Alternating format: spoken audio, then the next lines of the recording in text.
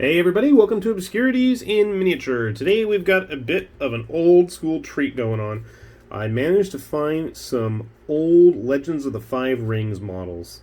And these are the ones that actually came out when Reaper had the license for it. I know AEG was doing it on their own prior to that, if I remember correctly. But these are the Reaper character models. So we have Shiba Tsukune, if I remember the name correctly. Kind of wizardly dude. Aramoro. I want to say he was Scorpion, wasn't he? Bayushi, wasn't he? I don't remember. And then a Crab Clan Samurai. Old school packaging. Check that out.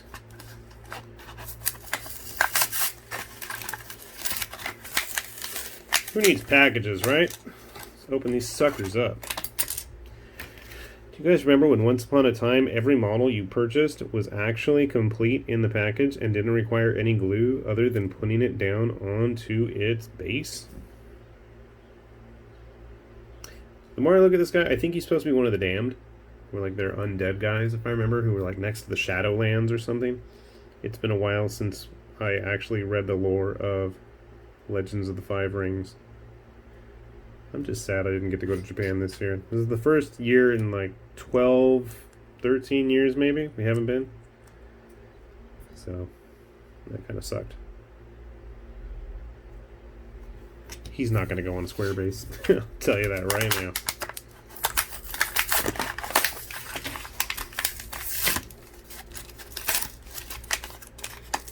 These are nowhere near as fun as opening old decaying GW kits.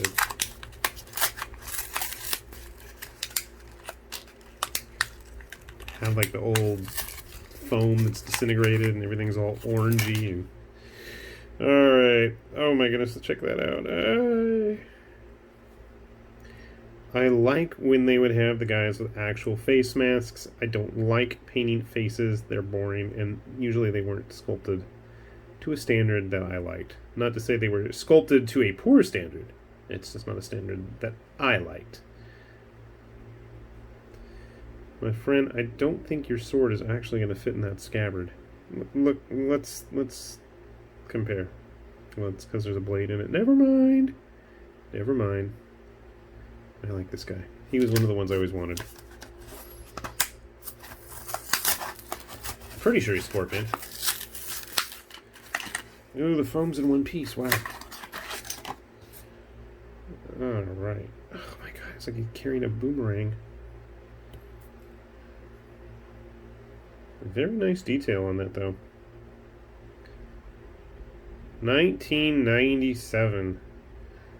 Wow, I was like just out of high school. Crazy. That was a long time ago.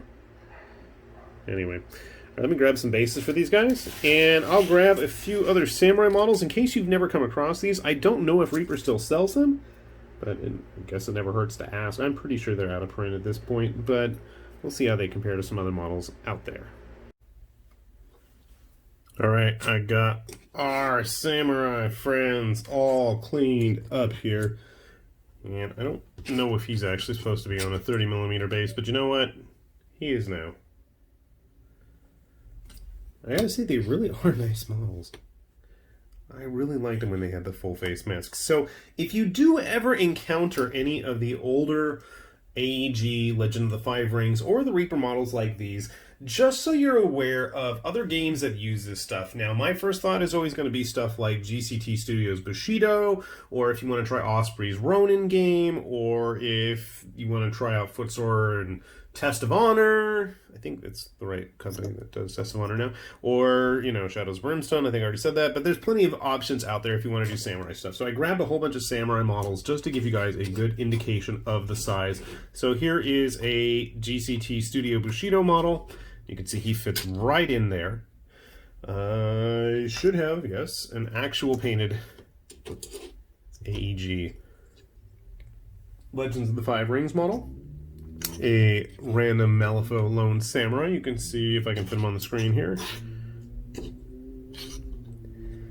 Malifaux tends to be a little bit taller, but he fits in pretty well. Of course, my favorite to use samurai models in would be Shadows of Brimstone. He is a little bit taller than our spellcaster friend here. Not as tall as Malifaux. If you have anything from Zenith Miniatures Kensei line, they fit in really well with that. Kensei tends to be a little bit more on the true scale of things, but I think overall they're going to fit in pretty well. And then grabbing one of the metal Tests of Honor models. You can see they're really going to fit in well. There's a lot of options out there for samurai stuff, so thankfully most of the samurai models all tend to be kind of around the same size. You can see there's really not a huge difference.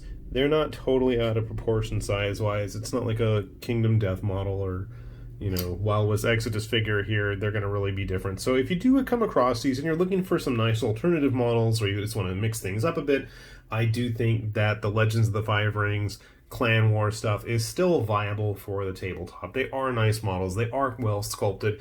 And there's not that many fantasy-themed samurai models out there these days, unfortunately. So, unfortunately, beggars can't be choosers, right? We got to take advantage of what's out there while we can. So if you ever come across it and you're looking for it, definitely, if you're willing to be playing games that involve samurai, they're well worth the investment. And I'm happy I finally got this guy. I really liked him.